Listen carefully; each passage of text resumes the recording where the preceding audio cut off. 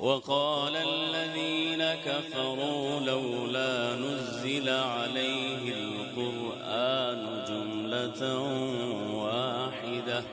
كذلك لنثبت به فؤادك ورتلناه ترتيلا ولا يأتونك بمثل إلا جئناك بالحق وأحسن تفسيرا الذين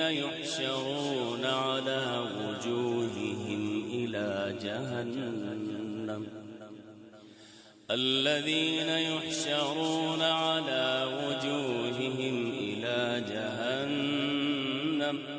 أولئك شر مكانا وأضل سبيلا. الله